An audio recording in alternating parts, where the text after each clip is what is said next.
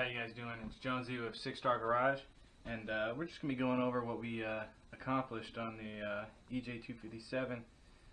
Just a little things here and there. You know, we got the inner and outer timing covers taken off. Went ahead and threw the new tensioner on there, seeing as we're not going to be doing anything with the block.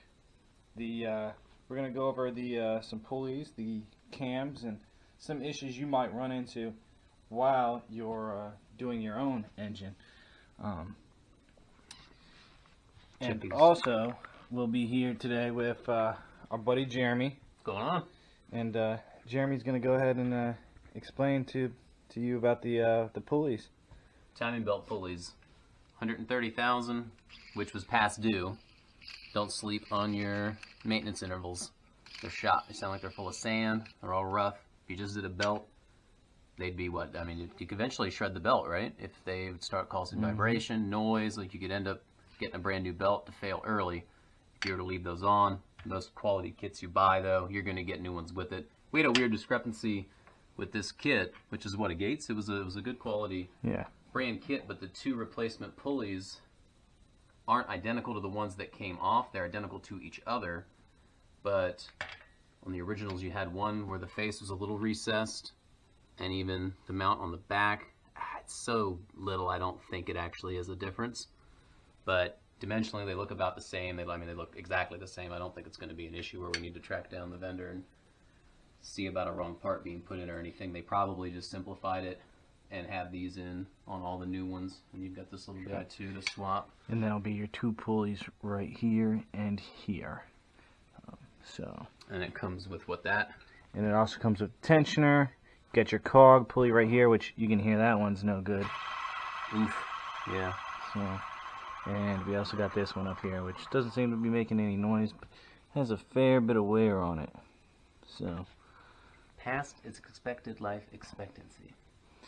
And show us the belt.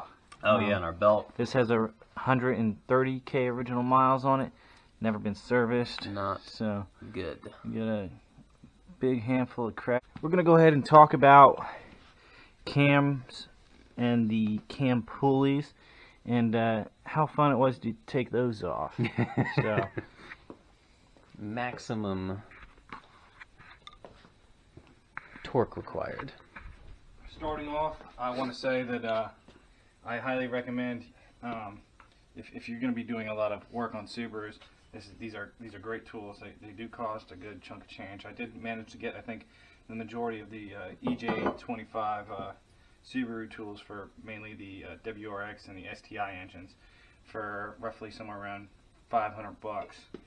But if you can see, for your intake cams, this right here slides in to the cam pulley like that and holds it still for you.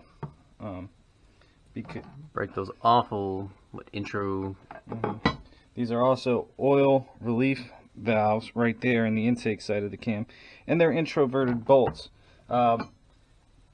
We kind of came up with a technique today where we figured out an easier way to get those off, but in the scenario where you can't get them off, they are introverted bolts and they do kind of get really weak.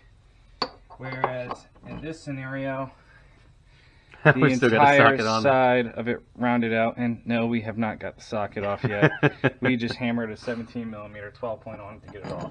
There is a company that makes a FU cam bolt kit. I think it's about $60. I know IAG advertises it on their website. I would highly recommend getting those, as they are not introverted bolts. They are extroverted, where you can use an actual 6-point socket on it. So here's our head for cylinder 2 and 4. It came out pretty well. We took this off this morning and actually got a good look inside on the cylinder head. So we were happy to find that the tip of our spark plug was not inside the engine. So that means it made its way out of the exhaust manifold somehow, and hopefully isn't somewhere trapped in any of this exhaust system or anywhere. from as far as we can see, it's not. But for your piston, you know, it's not in the cleanest shape. Our cylinder wall is actually looking pretty good too. As far as I can see, the piston rings are pretty healthy, so that's always good. You know, even with the spark plug issue, we were not experiencing any misfires. So what we're going to do is clean up some of the mating surfaces. We're not going to take it to a machine shop, seeing as the head gaskets did not fail and the vehicle was not overheating or leaking any oil or any seepage from the head gasket in general. No need for heavy-duty machine work or anything if there wasn't a big failure or problem on your hands. So we have our new ARP head studs here that we were testing out. This is the ARP and this is the OEM, the stretch bolt. So a little bit of difference here on length. Supposedly the ARPs are reusable, but I don't think we'll be reusing them anyways. Just hopefully to be on not the going to safe have side. these heads off again now. Yeah. If you come over here, Brings us to Exhibit C. we have the difference in the Tommy. The Tommy has multi-layered head gasket here, which is very, very thick, very thick. Whereas if you go to the factory one, you know, we're talking a huge, big difference. I mean, a very, very big difference with that. And of course, you know, this guy had just put a brand new clutch in before we bought the vehicle, he says. Allegedly. But when it came down to tearing it apart, we found a good amount of clutch material built up on the back of the engine, and decided to go ahead and pull the flywheel and clutch and all that. So right around the middle of our flywheel here, we have a lot of scarring. And then if you look at the clutch, we also have it down to the rivets, where the rivets were actually making contact with the flywheel. That's what was doing your damage there, right? The rivets actually gouging into the flywheel surface. Yeah. Metal to metal is not good. You might as well call that clutch slippage. Come down a little bit. Okay, so the brand new clutch that we bought this from, supposedly, yeah, they either did just replace the clutch or they just didn't take care of it. Man, we just, like, he just, you know, it's all gone. And, you know, show the flywheel. The clutch on top of that, we're looking at it. It's not in the best of shape either. It's scarred up and down to the rivets. And then the flywheel, we're all scarred up.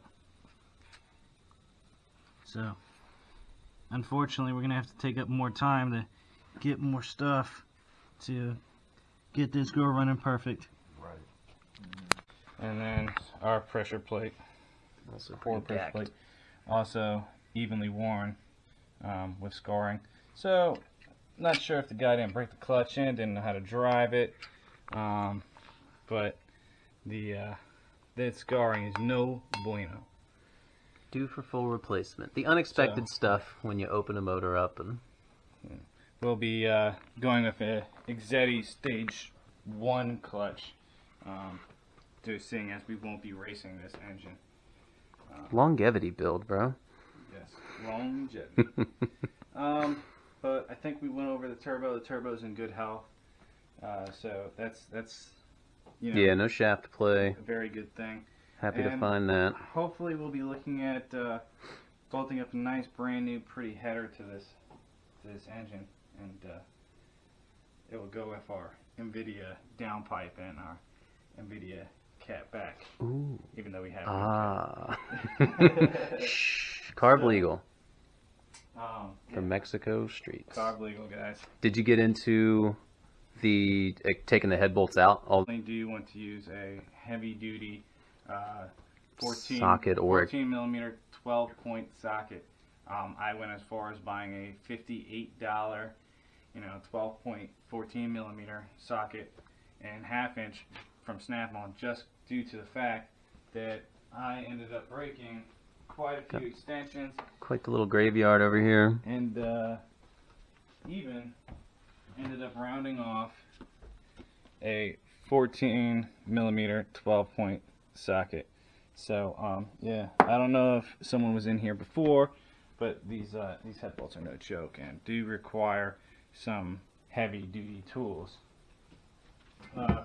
Over the week at work, I did manage to take advantage of the parts cleaner and clean these valve covers off the best of my ability. Spent about 10 minutes on them, so nothing too serious, but just enough to clean them up. Freshen them up. They look good. So, well,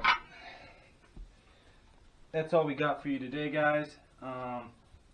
We probably next video we'll be releasing on how to install everything that we have taken off, with in-depth details on torque procedures and torque for anything as small as even the inner timing cover, and also installing seals.